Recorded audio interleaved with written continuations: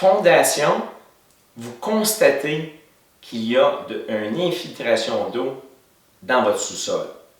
Vous l'avez remarqué soit par un excès d'humidité au sous-sol, de la moisissure sur les murs, de la pourriture du bas de charpente, de l'eau sur votre plancher ou autre observation que vous avez faite.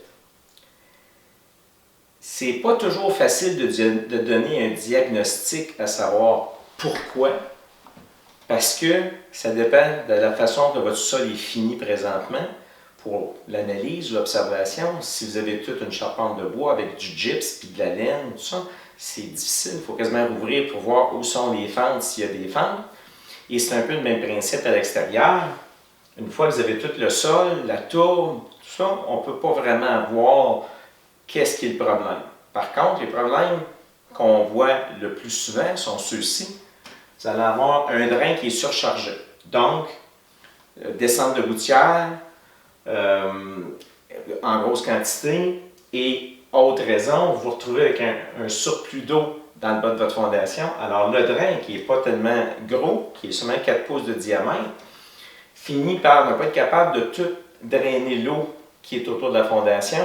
Donc, il peut y avoir une infiltration par votre plancher ou par les fentes, les fissures qui se trouvent dans votre fondation. Vous pouvez avoir aussi un drain qui a été bloqué dû à un manque de filtrage, un bon filtrage autour pour une bonne gaine de protection, soit pas de toile géotextile du tout, soit pas assez de 3/4 mètres, ou soit qu'il n'y en a pas du tout, et que le drain a de la difficulté à pouvoir drainer l'eau qui est autour du drain. Un drain absent, c'est possible, dépendant de l'âge de votre maison, de votre propriété. Peut-être qu'il n'y a pas de drain, ça se peut, surtout dans le temps quand c'était les gens eux-mêmes qui construisaient leur maison. Il y a beaucoup de choses dans le temps. Le Code national du bâtiment n'existait pas comme aujourd'hui, très détaillé et toujours en perfectionnement. Donc les gens allaient beaucoup avec de ce qu'ils avaient appris des parents et des grands-parents.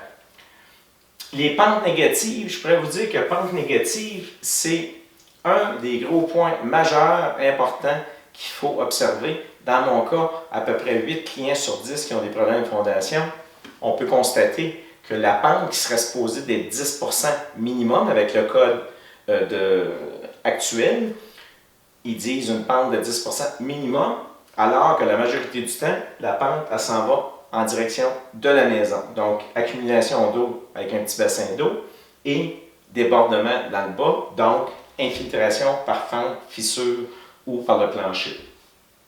Il peut y avoir aussi d'autres raisons.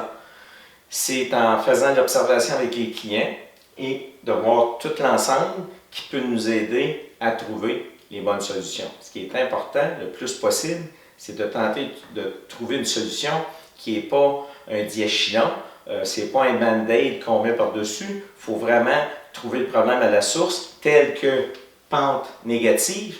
C'est un problème majeur. Si on le solutionne, s'il n'y a pas de fente majeure dans la fondation, à ce moment-là, on peut réussir à régler le problème et pour longtemps.